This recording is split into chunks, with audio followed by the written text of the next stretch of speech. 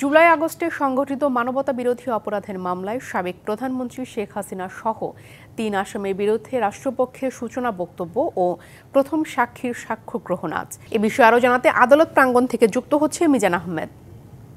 মিজান, আরও বিস্তারিত জানতে চাই। যেমনটি দর্শকদের আপনি জানাচ্ছিলেন, জুলাই আগস্টে যে নির্মমতা ছিল আইনশৃঙ্খলা রক্ষাকারী বাহিনীর, সেই নির্মমতার পর মানবতা বিরোধী অপরাধের দায়ে যখন আন্তর্জাতিক অপরাধ ট্রাইব্যুনাল পুনর্গঠন করা হয়, সেই ট্রাইব্যুনাল সবচেয়ে উল্লেখযোগ্য দিন আজকে। কারণ আজকে সবচেয়ে হেভি একটি মামলা, যে মামলায় সাবেক সরকার প্রধান শেখ হাসিনা এবং সাবেক স্বরাষ্ট্রমন্ত্রী আসাদুজ্জামান খান কামাল এবং সাবেক আইজিপি চৌধুরী আব্দুল্লাহ মামুনকে আসামি করা হয়েছে। সেই মামলাটির সাক্ষ্য গ্রহণের মধ্য দিয়ে আজকে কিন্তু একটি বড় অগ্রগতি হবে। এবং সেই ক্ষেত্রে আজকে আমরা দেখেছি আন্তর্জাতিক অপরাধ ট্রাইব্যুনালে কঠোর নিরাপত্তা ব্যবস্থা রয়েছে। এর পাশাপাশি আমাদের চোখে আরো একটি বিষয় আপনার মাধ্যমে জানানো দরকার, সেটি হচ্ছে যে আমরা দেখেছি আজকে চৌধুরী আব্দুল্লাহ মামুনকে যেভাবে নিয়ে আসা হয়েছে, অনেকটাই তার কোনো হ্যান্ডকাপ ছিল না, অনেকটাই স্বাভাবিকভাবেই তিনি এসেছেন। এবং এই ক্ষেত্রেও কিন্তু আমরা কথা বলছি, যখন তিনি রাজসাক্ষী হয়ে যান, একজন ইমপ্রুভার হয়ে যান, তখন কিন্তু তার যে আসামির ক্ষেত্রে যে তার যে বিষয়গুলো থাকে, সেই বিষয়গুলো কিছুটা শিথিলতা পান এবং সে কারণেই আজকে হয়তো তাকে অনেকটা সহজ স্বাভাবিকভাবেই আমরা দেখেছি আন্তর্জাতিক অপরাধ ট্রাইব্যুনালে আসতে। কিছুক্ষণ আগে কিন্তু তাকে এজলাসে তোলা হয়েছে।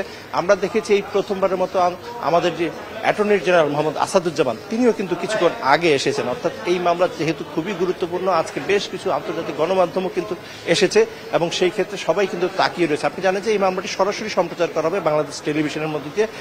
কালার এক্সপার্ট, জর্জ স্যাপ এবং মাইল্ড অন হ্যান্ডস টেকনোলজি সমৃদ্ধ অরিক্স ক্রিস্টাল ওয়াশ আপনার এবং তা আদালতের অনুমতি সাপেক্ষে। তবে 10 জুলাই থেকে যেহেতু অভিযোগ গঠন, আমি যদি একটু পেছনের তথ্য আপনার মাধ্যমে দর্শককে জানাতে চাই, আসলে 1 জুন কিন্তু এই যে শেখ হাসিনার বিরুদ্ধে হত্যা, উস্কানি, ষড়যন্ত্র সহ সুনির্দিষ্ট যে 5টি অভিযোগ, সেই 5টি অভিযোগ আমলে নেয় আন্তর্জাতিক অপরাধ ট্রাইব্যুনাল 1 এবং সেই অভিযোগ আমলে নেওয়ার পর কিন্তু রাষ্ট্রপক্ষের চিফ প্রসিকিউটর সেই অভিযোগের বিষয় শুনানি করেন এবং সেই ক্ষেত্রে কিন্তু একটা বিস্তারিত তথ্য তারা তুলে ধরেন এবং 134 পৃষ্ঠার যে অভিযোগপত্র, এর পাশাপাশি মূল নথির সংখ্যা যদি বলতে হয়, সেক্ষেত্রে মূল নথির সংখ্যা হচ্ছে 8747 পৃষ্ঠা। এর মধ্যে ভিডিও ডকুমেন্টস রয়েছে, অডিও ডকুমেন্টস রয়েছে। সামনের দিনে হয়তো ফরেন্সিক এক্সপার্টদের আমরা দেখবো আন্তর্জাতিক অপরাধ ট্রাইব্যুনালে সাক্ষ্য দিতে আসছে, কারণ এই বিষয়ে বেশ কিছু ফরেন্সিক ডকুমেন্ট কিন্তু এই মামলার একটি বড় আলোচনার বিষয় পরিণত হয়েছে আমরা দেখেছি। এর মাধ্যমে আপনাকে আরো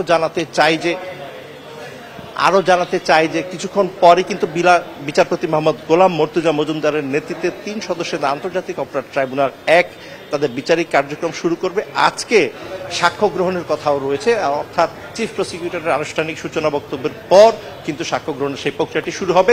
তবে সাক্ষীদের নাম, পরিচয়, ছবি ব্যবহারের ক্ষেত্রে কিন্তু আমাদের ক্ষেত্রে একটি বারিত করা রয়েছে ট্রাইব্যুনাল আইনে সাক্ষী সুরক্ষার কারণে। তো এই ছিল সবশেষ তথ্য। ফিরে যাচ্ছি স্টুডিওতে আপনার কাছে। সামনে আরো কোনো কিছু ঘটলে আপনার মাধ্যমে তা পরবর্তী সময় দর্শককে জানিয়ে দেব। মিজান, আপনাকে ধন্যবাদ।